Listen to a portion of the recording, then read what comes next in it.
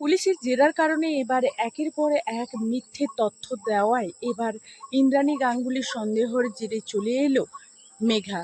যে মুহূর্তে ইন্দ্রাণী গাঙ্গুলি মেঘার কাছ থেকে ব্র্যান্ড অ্যাম্বাসেডারের পদটা কেড়ে নেয়, ঠিক তার পর মুহূর্তে মেঘা বলতে থাকে, বিশেষ ইন্দ্রাণী গাঙ্গুলি, তুমি আমার কাছ থেকে ব্র্যান্ড অ্যাম্বাসেডারের পদটা কেড়ে নিয়ে আবারও মানবিকতার খাতিরে তুমি কুসুমকে সেই ব্র্যান্ড অ্যাম্বাসেডারের পদটা দিয়েছো।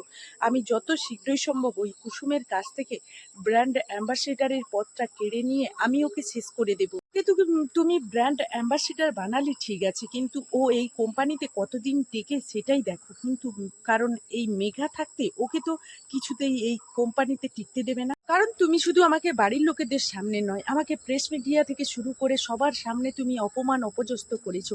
তাই এর প্রতিশোধ নেওয়ার জন্য তোমাকে আমি কত লোকের সামনে অপমান অপদস্থ করি, এবার তুমি সেটাই দেখো। অন্যদিকে ইন্দ্রাণী গাঙ্গুলি যখন গাঙ্গুলি পরিবারে ফিরে আসে, তখনই ইন্দ্রাণী গাঙ্গুলি মনে মনে বলতে থাকে, আজকে যে আমি কুসুমকে ব্র্যান্ড অ্যাম্বাসেডারের পদে রেখেছি, আমি খুব ভালো করেই জানি ও কিছুতেই মেঘা কুসুমকে এই পদে থাকতে দেবে না। ওর কাছ থেকে যে কোনোভাবে হোক না কেন এই ব্র্যান্ড অ্যাম্বাসেডারের পদটা কেড়ে নেবে।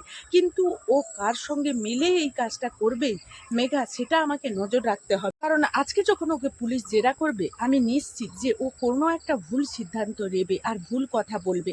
কারণ ওর মনের মধ্যে একটা ভয় কাজ করছে, আর সেটা আমাকে খেয়াল করতে হবে। কারণ আমি কোনোভাবেই আমার ভুল সিদ্ধান্তের উপরে আমার ছেলের জীবনটা আমি নষ্ট করে দিতে পারি না।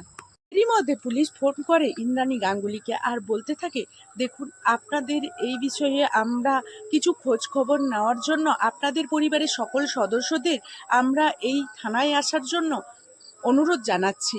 তখনই ইন্দ্রাণী গাঙ্গুলি থেকে শুরু করে পরিবারের সমস্ত সদস্যরা তখন থানায় আসে। আর থানায় আসা মাত্রই যেরকম পুলিশ ইন্দ্রাণী গাঙ্গুলিকে জিজ্ঞেস করে, আপনাকে যখন কিডন্যাপ করা হয়েছিল তখন কি আপনার চিরপরিচিত কোনো মানুষের কথা আপনার মনে পড়ছে?